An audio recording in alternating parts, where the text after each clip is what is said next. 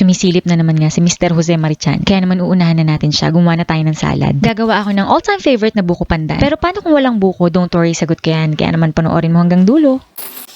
Gagamit ako ng maliliit na sago. Para sa mga beginner at gusto nyo ng malambot at masarap nguyain na sago, gumawa ako ng separate video para dyan. O diba, wala na yung mga puti-puti sa gitna. Next, we need 1 pack buko pandan jelly powder. 25 grams yan. Tinaktak ko muna at chinek ko kung buo-buo para durugin ko na rin sa pakete. Pagkatapos, hinulog ko na siya sa aking kaserola kung saan ito yung gagamitin ko ding lutuan. Next naman ay tubig, room temperature. 4.5 cups yung dami. Naglagay nila ako ng 4 tablespoon white sugar. Kung gusto nyo mas matamis, dagdagan nyo na lang. Kung gusto nyo mas firm or mas malambot yung jelly na kalalabasan, babawasan or dadagdagan nyo lang ng tubig. Hinalo ko lang mabuti hanggang sa mawala na yung buo lalo na yung jelly. Pagkatapos, binuksan ko na yung aking induction cooker. Patuloy na haluin from time to time at hayaang kumulo. Para sa link ng ginagamit kong induction cooker at mga pan, pinupost ko po yan sa description box or sa comment section. Check nyo na lang guys.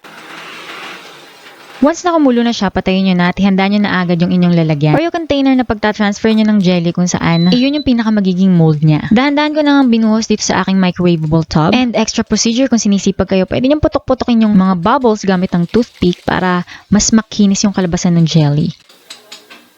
Palamigin at hayaang mag-set yung ating buko pandan jelly. Once na mag-set na makikita nyo naman yan at hindi nadidikit sa inyong kamay, pwede na natin hati-hatiin o hiwain ayon sa size and shape na gusto nyo. Hiwain ko lang siya ng maliliit.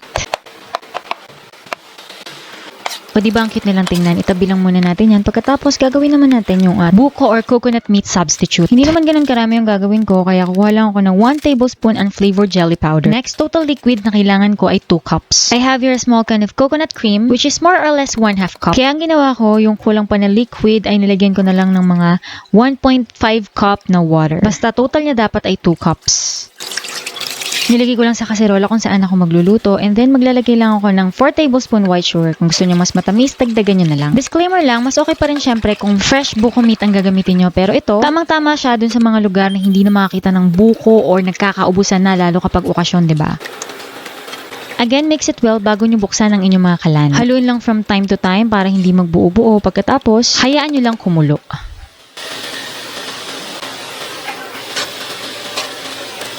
Pinatay ko na nga yung aking induction cooker at naghanda na ako ng aking container na paglalagyan ko nitong coconut jelly mixture. Again, extra procedure, kung gusto nyo mas makinis, pwede nyong putukin yung mga bubbles gamit ang toothpick. Palamigin at hayaan siyang mag-set. Pagkatapos, gagamit ako nitong coconut grater or scraper na nabili ko sa Shopee. Pangkayod ng buko, murang-mura lang. O diba, para feel natin yung itsura talagang buko shreds. Ayan, tignan nyo naman guys, parang talaga siyang buko, pati yung kanyang lambot. Again, yung texture ng ating jelly, kung gusto nyo mas firm, pwede nyo bawasan ng tubig. Kung gusto nyo namang malambot, dadagdagan nyo ng tubig. Or basta, yung total liquids na ginamit nyo, pwedeng cream, pwedeng milk, pwedeng coconut cream. Pagsasama-samahin ko lang yung mga ingredients sa isang malaking bowl. Meron ako ditong all-purpose cream. Kung anong brand ang gusto nyo, gamitin nyo yan. Mas maganda kung overnight pinalamig nyo sa ref yung all-purpose cream para mas creamy at mas maganda yung texture niya. Isang cream nga lang yung nailagay ko sa ref, kaya naghabol pa ako ng isang cream na hindi ko nalagay sa ref. Pwede naman yan. I just added the rest of buko pandan jelly and syempre yung sago na pre-prepare natin kanina.